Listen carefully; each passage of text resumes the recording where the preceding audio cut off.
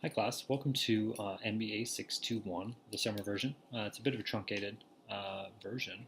Um, this course is typically 8 weeks during the normal semesters. In the fall, it's actually face-to-face for 8 weeks and 4 times we meet on campus. And in the spring, it's online for 8 weeks. And in the summer, we get to squeeze all that into 6 weeks. So my name is Dr. Richards. I have the pleasure of being able to at least provide you guys some insight into some writing theory, some different ways to approach writing documents. And we have 6 weeks to do it, so it's going to be intense. It's going to be some work. I do keep in mind that it is a 1 credit course, so it's not going to be a 3 credit course load, but given the fact that it is a 1 credit course, it still will be some work because of the quick turnaround and because of what we're doing. I would encourage you to read through the syllabus, to specifically to go through each link in Blackboard. I've added some readings in there. We're going to use some of them, but not all of them, and they're just kind of thoughts on writing that you'll kind of see. Some of them are from Harvard Business Review, some are just from individual CEOs or managers or something about their different perspectives on writing. Because I think one of the things that we want to do here in the short period of time is kind of address what the larger conversation about business writing is. Obviously, if it were in class, we could have longer discussions about it. But so there are those, and there are also some resources in Blackboard that I wanted to direct you there.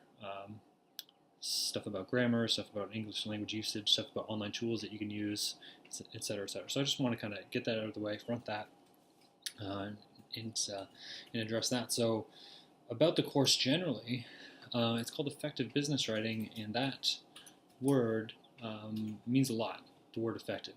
Because what it resembles is a larger shift away from viewing writing as either good or bad, maybe this kind of dualistic paradigm that we have about writing going into college or even into graduate school, that there is a good way to write and there is a bad way to write. And that's a bit stifling. A more productive way to think about writing is effective or ineffective, because sometimes you'll see rules broken, rules that you thought were kind of unbreakable. Often be broken, but have it still be effective. So we're going to talk about that and why that is a little bit. So the word effective really kind of helps us move beyond that notion of what is good writing and what is bad writing. And the first assignment this week gets you to think about your own experiences of writing, kind of what you're bringing to the table. We're all bringing a lot of baggage to the table with writing and what we think it means. That's what the first assignment is. I'm going to get to that in a little bit. So a little bit about myself. I'm Dr. Daniel Richards. I've been at ODU for 3 years. I'm just finishing up my third year, so my fourth will be in the fall. I did my undergraduate and master's degree in Canada, where I'm from, in Windsor, Ontario, and I did my doctorate at University of South Florida in Tampa. And then I wound up here, somewhere in between, and I love it. I love the student population. So what I'm bringing to the course, because you might be thinking, why am I teaching this? My PhD is in a field called rhetoric and composition, and it's a subfield in English that focuses on argumentation, persuasion, logic, philosophy, and also writing studies about how people write, how social groups write, and what the most effective or at times ineffective ways are to communicate individually to mass crowds or within a group. So that's what we like to focus on. So when I was asked to teach this course, it is for that reason. So I can at least shed some insight to you guys into effective ways you can approach the composition of documents for specific purposes. So I don't have the business background you guys do. I don't have 5 or 10 years in a specific industry related to business or anything like that.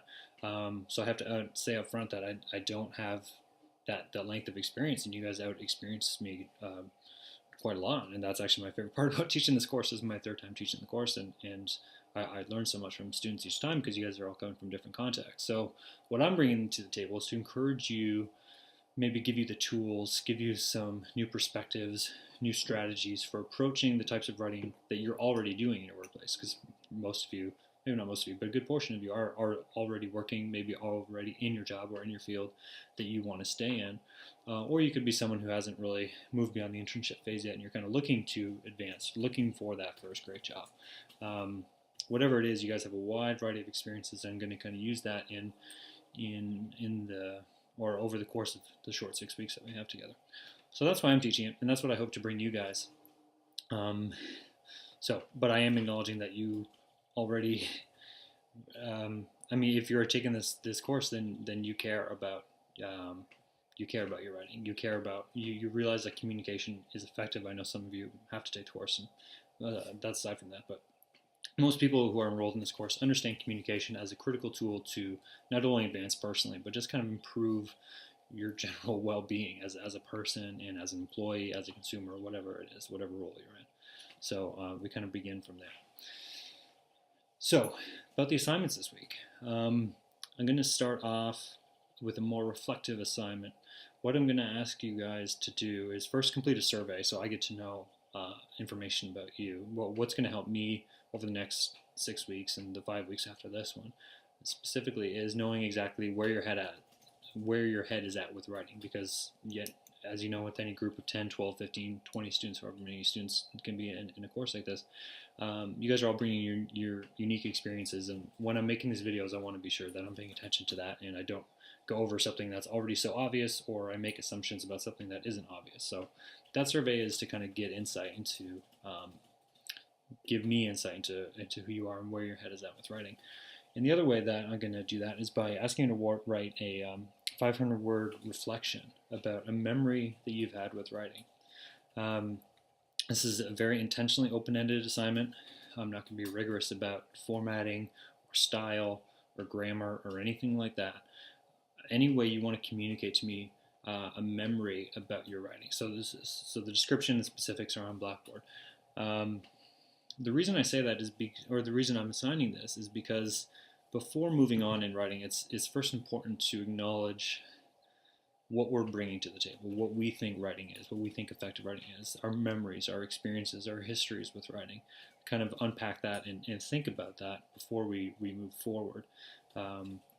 So it's a small activity, but it is important to kind of take inventory of that. So, for example, for me, I remember, maybe this would be familiar with some of you, I remember not writing my name on an assignment in second grade, and as was, I don't know if it's still done today, but at the school I went to, if you did that, then you would have to write lines, right? We would write lines for a variety of reasons, right? And the most humorous example is obviously Bart Simpson at the beginning of the Simpsons episode.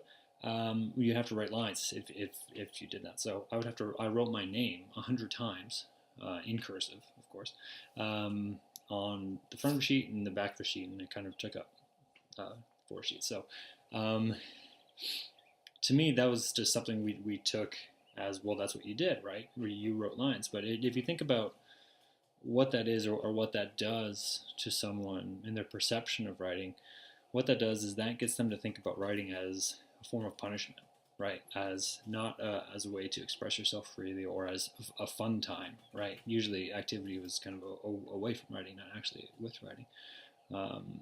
So to actually use it as a form of punishment, I know a lot of us maybe had that experience in school, and indirectly or directly kind of throughout your elementary and high school and college years, we tend to kind of have negative emotions towards writing. We tend to kind of maybe sign up for courses or majors because we've been told that we weren't good at writing, or that we just weren't born with that skill to write, and that it's almost like an art form, like you're either born with it or you're not.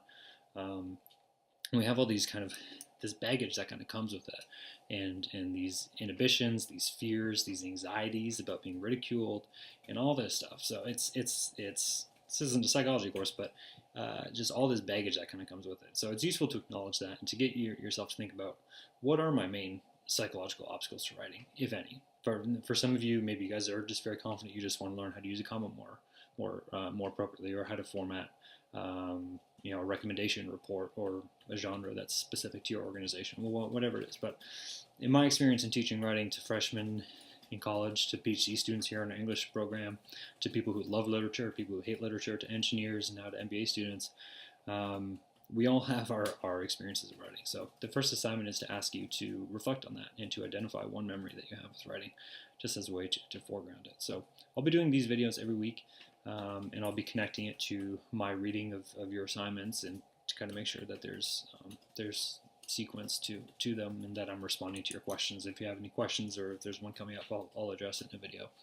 So thanks for watching the video. I'm looking forward to reading your reflections. Again, don't worry about any of that mess that comes with anxiety about writing, such as style or format or grammar. Just write it up. I'm just going to look at the content. I'm not going to assess you for any of those things. And then, yeah, I'm glad to have you in the course. I look forward to the next 6 weeks with you. And email me if you have any questions about Blackboard, about this video specifically, or about assignment 1.